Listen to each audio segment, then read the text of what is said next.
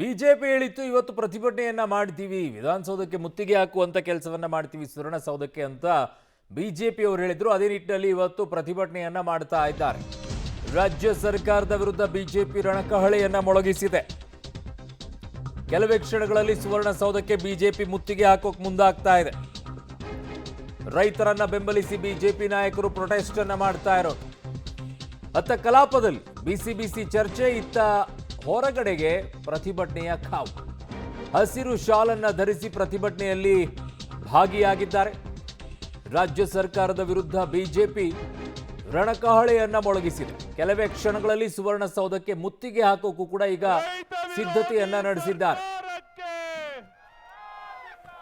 ರೈತ ವಿರೋಧಿ ಸರ್ಕಾರಕ್ಕೆ ಧಿಕ್ಕಾರ, ಧಿಕ್ಕಾರಕ್ಕೆ ರೈತ ವಿರೋಧಿ ಕಾಂಗ್ರೆಸ್ ಸರ್ಕಾರಕ್ಕೆ, ಖರೀದಿ ಕೇಂದ್ರ ತೆರೆಯದ ರಾಜ್ಯ ಸರ್ಕಾರಕ್ಕೆ, ಕ್ರಸ್ಟ್ ಗೇಟ್ ರಿಪೇರಿ ಮಾಡದ ಸರ್ಕಾರಕ್ಕೆ ತೊಲಗಲಿ, ತೊಲಗಲಿ, ತೊಲಗಲಿ, ತೊಲಗಲಿ,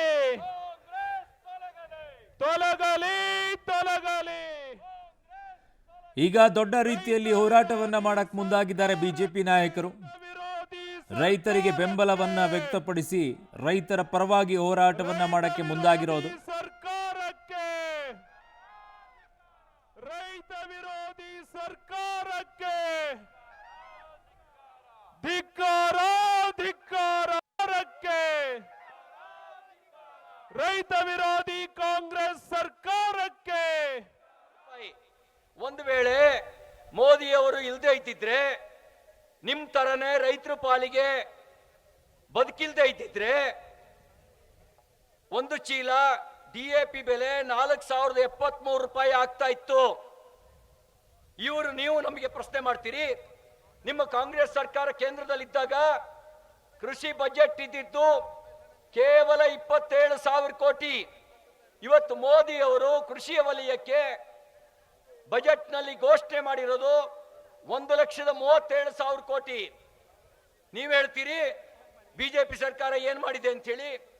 ನಿಮ್ ಕಾಂಗ್ರೆಸ್ ಇದ್ದಾಗ 24% ಬಡ್ಡಿ ಹಾಕ್ತಾ ಇದ್ರಿ. ಸೊಸೈಟಿಲಿ 10,000 ರೂಪಾಯಿ ಸಾಲ ತಗೊಂಡ್ರೆ ವರ್ಷಕ್ಕೆ 2,400 ರೂಪಾಯಿ ಬಡ್ಡಿ ಕಟ್ಟಬೇಕಿತ್ತು.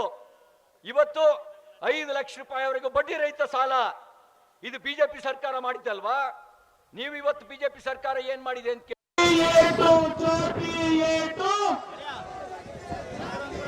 ಕೊಡ್ಲೇಬೇಕು, ಕೊಡ್ಲೇಬೇಕು, ಕೊಡ್ಲೇಬೇಕು, ಕೊಡ್ಲೇಬೇಕು.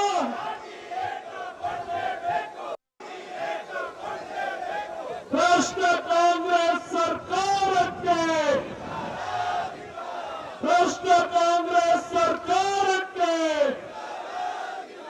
ರೈತ ವಿರೋಧಿ ಕಾಂಗ್ರೆಸ್ ಸರ್ಕಾರಕ್ಕೆ ವಿರುದ್ಧವಾಗಿ ಏನು ಉತ್ತರ ಕರ್ನಾಟಕದಲ್ಲಿ ಫ್ಲಡ್ ಆಗಿದೆ, ಫ್ಲಡ್ಗೆ ಆದಂಥ ಪ್ರದೇಶಗಳಿಗೆ ಹಣ ಬಿಡುಗಡೆ ಮಾಡಿಲ್ಲ. ಉತ್ತರ ಕರ್ನಾಟಕದಲ್ಲಿ ಅನೇಕ ಸಾವು ನೋವುಗಳಾಗಿದೆ, ಜಾನುವಾರುಗಳು ಸತ್ತಿದೆ, ಮನೆ ಮಠಗಳನ್ನು ಕಳ್ಕೊಂಡಿದ್ದಾರೆ. ಎಲ್ಲವನ್ನ ಗಮನಕ್ಕೆ ತರುವಂಥ ದೃಷ್ಟಿಯಿಂದ ಇವತ್ತು ವಿಧಾನಸಭೆಯಲ್ಲಿ ನಿಲುವಳಿ ಸೂಚನೆಯನ್ನು ನಾವು ಕೊಟ್ಟಿದ್ದೀರಿ. ಉತ್ತರ ಕರ್ನಾಟಕದ ಬಗ್ಗೆ ಚರ್ಚೆ ಆಗಬೇಕು ಅಂತ. ಸರ್ಕಾರ ನಮ್ಮ ಬೇಡಿಕೆಗೆ ಮಣಿದಿದೆ. ನಮ್ಮ ಹೋರಾಟಕ್ಕೆ ಸರ್ಕಾರ ಮಣಿದು ಉತ್ತರ ಕರ್ನಾಟಕದ ಚರ್ಚೆಗೆ ಈಗ ಅವಕಾಶವನ್ನು ಕೊಡುವಂಥ ತೀರ್ಮಾನವನ್ನು ಮಾಡಿದೆ ಅಂತ ನನಗೆ ಸುದ್ದಿ.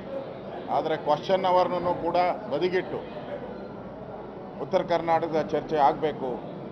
ವಿಶೇಷವಾಗಿ ಉತ್ತರ ಕರ್ನಾಟಕ ಭಾಗದ ಶಾಸಕರು ಮಾತಾಡಬೇಕು.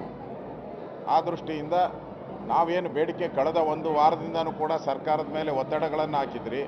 ಆ ಒತ್ತಡಕ್ಕೆ ಮಣಿದು ಈಗ ಸರ್ಕಾರ ಉತ್ತರ ಕರ್ನಾಟಕದ ಚರ್ಚೆಗೆ ಒಪ್ಕೊಂಡಿದೆ. ನಾನು ಕೂಡ ನಿನ್ನೆ ಹೋಗಿದ್ದೆ ಪ್ರತಿಭಟನೆ ಸ್ಥಳದಲ್ಲಿ.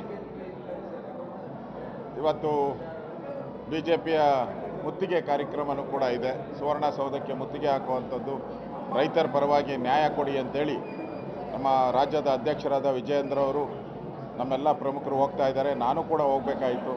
ಆದರೆ ಇವತ್ತು ಅಧಿವೇಶನದಲ್ಲಿ ನಾನೇ ನಿಲುವಳಿ ಸೂಚನೆಯನ್ನು ಮಂಡನೆ ಮಾಡೋದ್ರಿಂದ ನೋಡಿ, ನಾವು ಬೆಳಗಾವಿಗೆ ಬರೋದಕ್ಕೆ ಮುಂಚೆ ಹೇಳಿದ್ದೇವೆ, ಅನ್ಯ ಭಾಗಗಳ ವಿಚಾರ ಬೇಡ. ಚಳಿಗಾಲದ ಅಧಿವೇಶನ ನಡೆಯೋದು ಕೇವಲ ಉತ್ತರ ಕರ್ನಾಟಕದ ವಿಚಾರಗಳನ್ನು ಚರ್ಚೆ ಮಾಡಲಿಕ್ಕೆ, ಸಮಸ್ಯೆಗಳಿಗೆ ಪರಿಹಾರ ಕೊಡಲಿಕ್ಕೆ ಅಷ್ಟೇ ಮಾಡೋಣ ಅಂತ ಹೇಳಿದ್ದೇವೆ. ಆದರೂ ನಿನ್ನೆ ನಾವು ನಿಲುವಳಿ ಮಂಡಿಸಿದರೂ ಕೂಡ ನಿನ್ನೆ ಚರ್ಚೆಗೆ ಬಂದಿಲ್ಲ. ಅಂದರೆ ಈ ಸರ್ಕಾರದ ಕ್ರಮ ಏನು ಅನ್ನೋದು ನಾನು ಪ್ರಶ್ನೆ ಮಾಡಬೇಕಾಗತ್ತೆ. ಅದರಿಂದಾಗಿ ಇವತ್ತು ರೈತರು ಸಮಸ್ಯೆಗಳನ್ನು ತೆಗೆದುಕೊಂಡು ನಾವು ಹೋರಾಟ ಹೊರಗಡೆನೂ ಮಾಡ್ತೇವೆ, ಒಳಗಡೆನೂ ಅದೇ ಇದನ್ನು ಹೋರಾಟವನ್ನು ಮಾಡ್ತೇವೆ. ಸೊ ಈಗ ಬಿಜೆಪಿಯವರಂತೂ ಪ್ರತಿಭಟನೆಯನ್ನ ಮಾಡ್ತಾ ಇದ್ದಾರೆ. ಅವರ ವಿರೋಧ ಪಕ್ಷದವರಾಗಿ ಈಗ ಹೋರಾಟವನ್ನ ಮಾಡಲೇಬೇಕಾಗತ್ತೆ. ಸೊ ರೈತರೆಲ್ಲ ಅಲ್ಲಿದ್ದಾರೆ, ರೈತರ ಮತಗಳು ಕೂಡ ಬೇಕಾಗುತ್ತೆ. ನಿಜವಾಗಿಯೂ ಕೂಡ ಧ್ವನಿಯನ್ನ ಎತ್ತೋದೇ ಆದರೆ ಕೊಡಿಸುವಂತ ಕೆಲಸ ಆಗಬೇಕು, ಬರೀ ಪ್ರತಿಭಟನೆಗೆ ಸೀಮಿತ ಆಗಬಾರ್ದು.